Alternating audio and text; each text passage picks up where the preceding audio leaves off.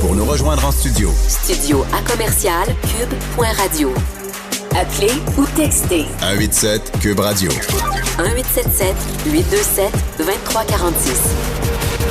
Pour couvrir les Jeux olympiques de Paris, il n'y a pas juste notre collègue Jean-Nicolas Blanchet qui est là-bas du Journal de Montréal. Il y a un autre collègue qui se retrouve là-bas et qu'on n'est pas habitué de voir nécessairement dans la section des sports, mais qui pourtant est en train de les couvrir. C'est Joseph Facal, le célèbre chroniqueur du Journal de Montréal. Salut Joseph! Allô, comment vas-tu? Ben ça va célèbre! Écoute, je te graisse un peu la patte ce matin pour commencer la chronique parce que j'ai vraiment envie de savoir qu'est-ce que tu es en train de couvrir pour l'instant au jeu. De ce que je comprends, là, toi, tu vas voir des sports là, partout sur le spectre. Absolument. Pour me résumer, je te dirais ceci. Je me suis rendu compte, et c'est pas un reproche, je me suis rendu compte que la plupart des médias couvrent les athlètes de leur pays. Donc, évidemment, les médias canadiens couvrent les athlètes canadiens et ce qu'on appelle les espoirs de médailles.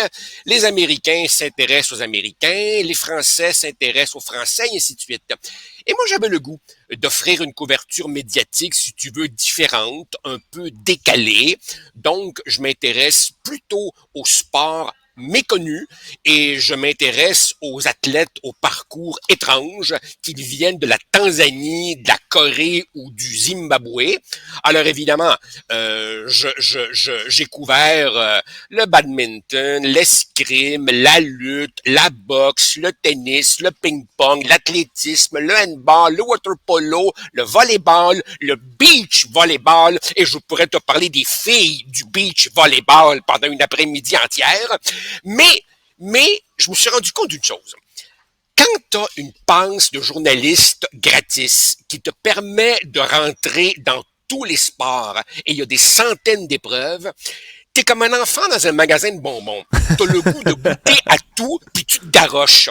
Et tu te rends rapidement compte, au bout de 3 jours, que quand c'est des sports avec lesquels t'es peu familier, plutôt que de voir 6 affaires par jour, il faut que tu te concentres sur un sport, puis que tu rentres à fond là-dedans pour commencer à décrypter qu'est-ce que c'est, par exemple, l'escrime, tu sais, qui a rien à voir avec les films de KPDP au cinéma, là. On n'est pas dans Pirates des Caraïbes, là. C'est autre chose complètement, là, tu sais. Bref, je m'amuse, puis j'essaie de faire ça de manière légère et humoristique. Voilà. Et avec succès pour t'avoir lu là, quand même jusqu'ici, Joseph. Écoute, c'est dans tous les sports que tu viens de nommer, tu as tellement raison. Il y en a même à cause de l'Internet, hein, de la viralité des choses qui sont comme venues à l'avant-scène. Là, je pense entre autres au tir au pistolet à air comprimé. Là, il y a eu, grâce aux mèmes sur Internet, puis il y a 2 participants, là, une de Corée du Sud et un de Turquie. Ça a comme connu soudainement une augmentation de popularité. Toi, dans tout ce que tu as vu d'un peu plus inhabituel dans les sports, qu'est-ce qui est venu particulièrement t'interpeller et t'intéresser, Joseph? Écoute, je te dirais que jusqu'à maintenant, je n'ai aucun sport qui m'a déçu.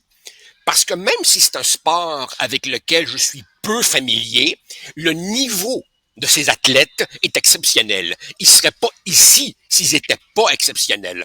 Alors, quand je comprends pas trop, quand c'est un peu mystérieux, je suis pas gêné. Je demande à mes collègues journalistes qui, eux, sont des experts de ce sport-là, et ils se font un plaisir de me décrypter un petit peu, puis de m'expliquer certaines affaires. Donc, j'aime absolument tout. En fait, Alexandre, pour tout te dire, le sport dont je me considère vraiment un expert, celui que je connais à fond, c'est le soccer. Parce qu'évidemment, j'ai grandi dans le soccer comme un Québécois, Tremblay ou Gauthier a grandi dans le hockey. Et justement, à cause de ça, je me suis dit, j'irai pas au soccer. J'irai pas au soccer. Tu sais, le soccer, le basket, les sports qu'on voit tout le temps à la télévision, c'est justement ceux-là que je n'ai pas choisi de couvrir. Donc, j'aime tout ce que je vois et je vais te dire une chose. Ce qui me frappe, c'est qu'à l'âge que j'ai un avantage par rapport à toi, j'ai un certain vécu, hein? Oui. J'ai un certain recul. Ce qui est sidérant, Alexandre, c'est les progrès du sport féminin. Par exemple, prends un cas, la boxe féminine. Oui. Quand les filles ont commencé à boxer, il y a, mettons, je dirais 25 ans, la vérité, là, c'est qu'au début, ça faisait dur pas mal. Aujourd'hui, elles sont techniquement du même niveau que les hommes. C'est Oui. étourdissant les progrès faits par ce sport.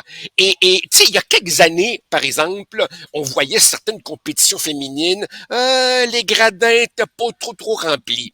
Aujourd'hui, il y a le même enthousiasme populaire pour le sport chez les filles que pour le sport chez les gars. Et d'ailleurs, c'est une de mes grandes découvertes ici. Écoute, les gradins sont pleins. Le monde trippe.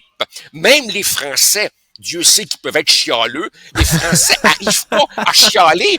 Ils n'arrivent pas à chialer. Ils sont obligés de reconnaître que ça se passe très bien puis que c'est bien le fun.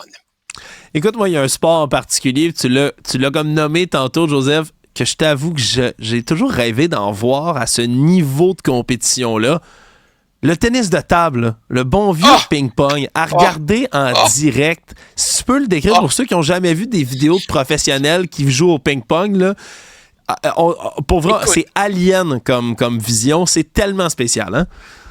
Alexandre, on n'est pas pantoute dans notre table de tennis au sous-sol, tu sais, la table avec le plancher pas égal, puis la table plie dans le milieu, tu sais, puis non, là c'est autre chose, là. Écoute, évidemment, c'est un sport plutôt dominé par les Asiatiques, mais où il y a évidemment d'excellents Européens maintenant. Les gars ou les filles finissent le match en sueur. C'est un vrai sport. Ils sont là en short, ils vont s'essuyer le front et les mains à intervalles très réguliers, tellement c'est tendu. La vitesse, les réflexes de ces gars-là sont étourdissants. Écoute, une table de ping-pong, c'est 9 pieds de long. Alors, quand les deux reculent un peu, ils sont maintenant à 15 pieds de distance. Ils se mitraillent à 15 pieds de distance. Tu as de la misère à suivre la balle. Et puis, de temps en temps, non, en fait, à tous les coups, ils mettent de l'effet sur la balle, du spin. Et là, tu vois la balle, excuse-moi de prendre un mot anglais, tu vois la balle curver, ça n'a aucun bon sens. C'est étourdissant. C'est vraiment un sport, j'insiste, c'est pas un jeu, c'est un sport.